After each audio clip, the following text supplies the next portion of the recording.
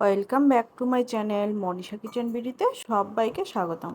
বন্ধুরা, প্রতিদিনের মতো আজকে একটা রেসিপি নিয়ে চলে এলাম।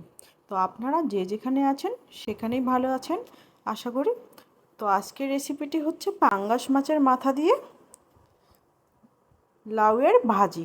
তো আমাদের মতো মধ্যবিত্ত মানুষের সব রকম জিনিসে খেতে হয়, তাই আজকে আমি এই পাঙ্গাস মাছের মাথা দিয়ে আপনাদেরকে দেখিয়ে দিচ্ছি কিভাবে খুব সুন্দর করে লাউ ভাজি করে অসাধারণ স্বাদের হয়। তো এই জন্য এখানে আমি লাউটাকে প্রেশার কুকারে দিয়ে দিচ্ছি। আর লাউটাকে প্রেশার কুকারে আমি কয়েকটা সিটি দিয়ে নিব। তো লাউয়ের মধ্যে কিচ্ছু দিব না, শুধু একটু লবণ আর লাউগুলো আর একটু পরিমাণে জল দিচ্ছি। জল দিয়ে এবারে ঢাকনা দিয়ে ভালোভাবে প্রেশার কুকারে আমি 3 থেকে 4টের মতো সিটি দিয়ে নিব। আর বন্ধুরা, এই লাউটা ছিল কিন্তু আমার বাজার থেকে 2 দিন আগেই নিয়ে এসেছে, তাই সিদ্ধ হতে একটু সময় লেগেছিল, তাই কিন্তু আমি প্রেশার কুকারে দিয়েছি। আর আপনারা যারা একবারে টাটকা লাউ দিয়ে করবেন তারা কিন্তু প্রেশার কুকারে দেওয়ার কোনো প্রয়োজন নেই। তো এদিকে আমি মাছের মধ্যে আমি দিয়ে দিলাম হলুদ লবণ। এবারে ভালো মতো ম্যারিনেট করে নিব।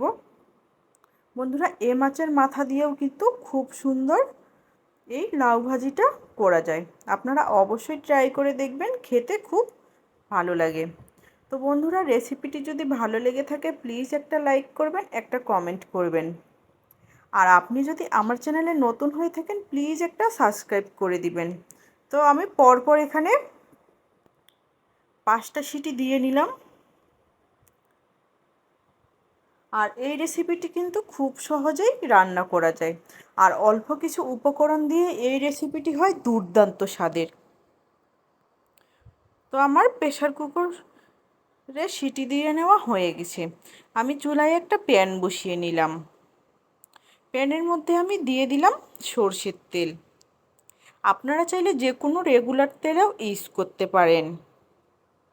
তো তেলটা আমার ভালো মতো গরম হয়ে এসেছে। এবারে আমি দিয়ে দিচ্ছি লবণ হলুদ মেখে রাখা মাছের মাথাগুলো। আপনারা চাইলে কিন্তু মাছের পিস দিয়েও করতে পারেন, তবে কিন্তু এই মাথাটা দিয়ে করলে খুবই ভালো লাগে। একটু কাটা কাটা হয়, খেতে কিন্তু অসাধারণ লাগে। আমার এক পাশে মাছটাকে ভেজে নেওয়া হয়ে গেছে, আরেক পাশে উল্টিয়ে দিচ্ছি ভাজার জন্য। তো মাছটাকে একটু আমি কড়া করে ভেজে নিব, যেহেতু পাঙ্গাস মাছ তাই একটু কড়া করেই ভেজে নিব। আর কড়া করে মাছটা একটু ভেজে নিলে খেতে খুবই ভালো লাগবে। আর হালকা করে ভেজে নিলে খেতে অতটা ভালো লাগবে না, তাই মাছটাকে একটু আমি ডিপ ফ্রাই করে ভেজে নিব। তো বন্ধুরা, দেখতেই পাচ্ছেন চুলা আঁচটা মিডিয়াম টু লোয়ে রেখে আমি মাছটাকে ভেজে নিচ্ছি। মাছটাকে ভেজে নেওয়া হয়ে গেছে, এবারে আমি তুলে নিব মাছটাকে। আর পাঙ্গাস মাছ কার খেতে ভালো লাগে অবশ্যই কমেন্ট করে জানাবেন। তো আমি সব মাছগুলোকেই তুলে নিব। এবারে কিন্তু এ তেলের মধ্যেই আমি অ্যাড করে দিব ফোড়ন। অবশ্যই জিরে ফোড়ন দিব। আপনারা চাইলে 5 ফোড়নও দিতে পারেন, দুটো দিলেই খেতে ভালো লাগে। তো আমি একটু জিরে দিলাম আর একটু রাঁধুনি দিয়েছি, এই দুটোই আজকে আমি ফোড়নে দিয়েছি। তো এবারে পেঁয়াজ কুচি দিলাম, সাথে কাঁচামরিচও দিলাম। বন্ধুরা, আজকে আমি এখানে 3টে কাঁচামরিচ দিয়েছি। আর এই রান্নাটি কিন্তু ঝাল ঝাল হলে একদমই খেতে ভালো লাগে না। আর এদিকে লাউটাকেও আমার সিদ্ধ করে নেওয়া হয়ে গেছে। আর এদিকে পেঁয়াজ মরিচটাকেও ভেজে নিচ্ছি। আর অবশ্যই চেষ্টা করবেন কম মশলায় আর কম ঝালে এই রেসিপিটি রান্না করতে, খেতে খুব সুন্দর হয়। তো এবারে আমি সিদ্ধ করা লাউগুলোকে অ্যাড করে দিলাম। তো বন্ধুরা, আমি সিদ্ধ করার সময় কিন্তু লবণটা অ্যাড করেছি, তাই এখন আর লবণটা দিব না।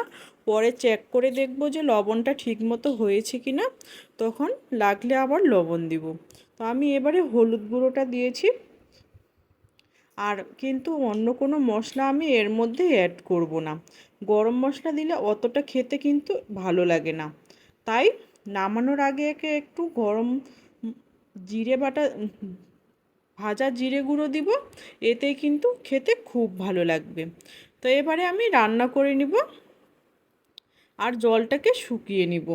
আর এ পর্যায়ে কিন্তু মাছগুলোকে দিয়ে দিব, যেহেতু মাছগুলোকেও আর ভেঙে ভেঙে দিব, এতে কিন্তু রান্নাটা খুব ভালো হয়। আর লাউয়ের সাথে মাছের মাথাগুলো মিশে যায়। তো ভালোভাবে নেড়েচেড়ে আমি এবারে জলটা শুকিয়ে আসা পর্যন্ত অপেক্ষা করব আর ঢেকে দিব। দেখতেই পাচ্ছেন জলটা অনেকটাই শুকিয়ে এসেছে। এবারে নেড়েচেড়ে আমি লাউটাকে ভেজে নিব, সাথে মাছের মাথাগুলোকেও ভেঙে দিব। অবশ্যই কিন্তু ভেঙে দিবেন, এইভাবে গোটা গোটা রাখলে কিন্তু খেতে ভালো লাগবে না। তাই কিন্তু মাছের মাথাগুলোকে ভেঙে দিবেন। তো এইভাবে লাউ ভাজি করলে কার কার খেতে ভালো লাগে অবশ্যই কমেন্ট করে জানাবেন। আর আপনারা যারা এখনও লাইক করতে ভুলে গেছেন প্লিজ একটা লাইক করে দিবেন। তো আমি এবারে ভাজা জিরে গুঁড়োটা দিয়ে দিলাম, দিয়ে কিছুক্ষণ আর রান্না করব। এবারে লাউটাকে একবারে শুকনো শুকনো করে ভেজে নিব। তো অনবরত নাড়তে থাকবো আর লাউটাকে একটু একটু গলিয়ে নিব এরকম করে। এতে কিন্তু গ্রেভিটা অনেক ভালো আসবে আর খাওয়ার সময় খুব সুন্দর লাগবে। তো এভাবে আমি বেশ কিছুক্ষণ নাড়তে থাকবো, তাইলে গ্রেভিটা অনেক সুন্দর হয়ে আসবে। আর অবশ্যই কিন্তু জলটা শুকিয়ে নিয়ে কিছুক্ষণ ভাজবেন, এতে কিন্তু রান্নাটা খুব ভালো হয়। তো আমার রান্না কমপ্লিট, এবারে আমি সার্ভ করে নিব। তো দেখতেই পাচ্ছেন কতটা সুন্দর হয়েছে লাউয়ের এই রেসিপিটি। তো আপনারা যারা এতক্ষণ সঙ্গে ছিলেন অসংখ্য অসংখ্য ধন্যবাদ।